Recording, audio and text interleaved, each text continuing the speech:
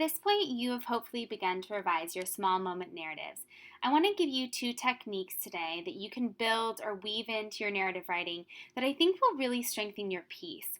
A narrative technique is something that nearly all great narrative writers do, and these 2 are the most used narrative techniques: flashback and foreshadowing.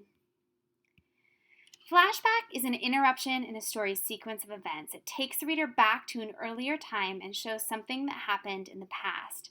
As a reader, I get to zoom back in time and get to experience a moment that happened in the past. Why do writers do this?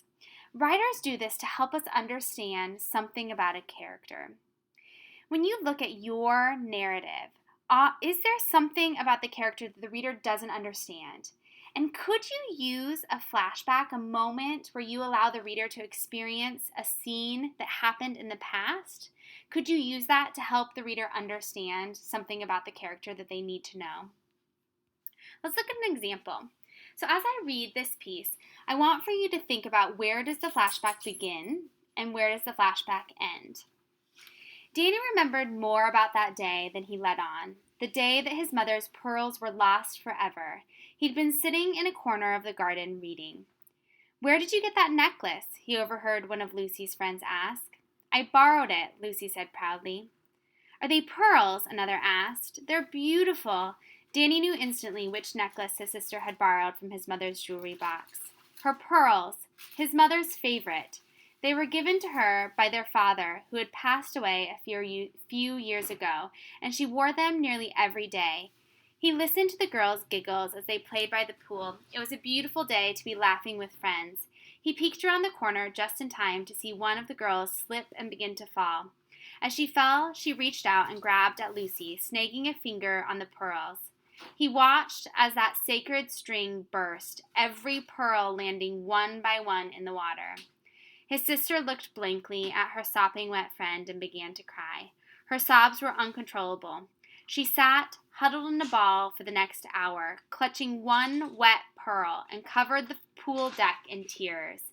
When his mother asked him about the pearls a few days later, he thought about his sister's tragic wails. He knew why she'd wanted to wear the pearls and how it would destroy his mother to know they were gone forever. "No, I haven't seen them," he said assuredly. "I'm sure they'll turn up." So I want you to put your finger on where you think the flashback begins, and then put your thumb on where you think the flashback ends. Okay, so hopefully you put your finger right here where this dialogue begins. So Danny is talking about how he remembers more about the moment or the event when his mother's pearls were lost forever. So the moment the dialogue begins and he's actually sitting in the garden hearing his sister talk is when the flashback begins. We get to zoom back in time and hear that dialogue. The flashback ends when his mother actually asks him a few days later whether he's seen the pearls. So we have this moment in between this flashback where we get to experience an event that actually happened in the past. So as you work on your narrative today, you might think about, where are those moments that you could use a flashback to really give us a picture into the past. Okay, foreshadowing is one of the techniques that you probably have seen in writing. Foreshadowing is when the author gives us clues, that hint at what will happen later in the story. So if a character is out walking, and they walk by a sign that says "Zombie Research Facility, Authorized Personnel Only," and there's blood on the sign, there's a good chance that there are zombies around the corner. The author is using the blood and the warning to foreshadow what might be around the corner. You also might a lot of times see in like an eerie movie or an eerie story when the character talks about how something makes them nervous. So for example, like this eerie house, there was something about the abandoned home that made his heart race. It seemed to be waiting for something. That moment is foreshadowing that something is going to happen with that abandoned home that is going to be haunting in some way to him. So why do writers use foreshadowing? Well, writers use foreshadowing for 2 reasons. First, it prepares the reader for the events that are going to come later in the story. It also creates tension and suspense. One of the things that I'm noticing about your narrative pieces is that rising action does not necessarily create tension as it moves towards the climax. Foreshadowing is one of the ways you can create suspense or tension for the reader. So let's look at an example. I want to look at one of the examples that we have already looked at together. This was our Exemplar small moment narrative. It was about Sarah and how she takes her sister by Fang's cage because she thinks that he's still on the leash and she wants to protect her sister. So let's read the very beginning and let's look at the foreshadowing. Sarah woke up to the sound of Julie's voice and the feel of being shaken in her twin bed. Around the corner, Fang woke up to the smell of dog food and the feel of his chain breaking.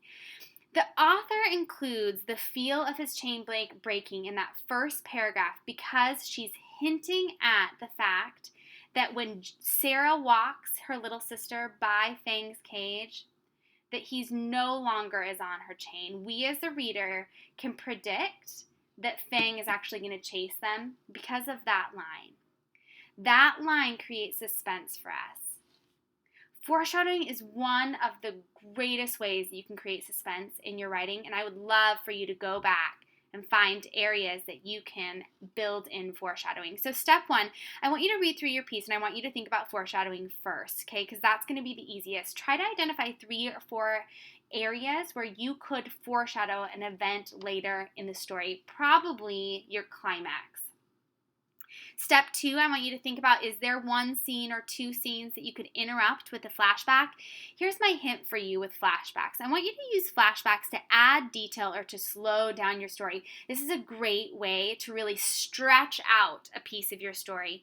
And then I want you to begin your revisions. Really use your time well today to begin revisions.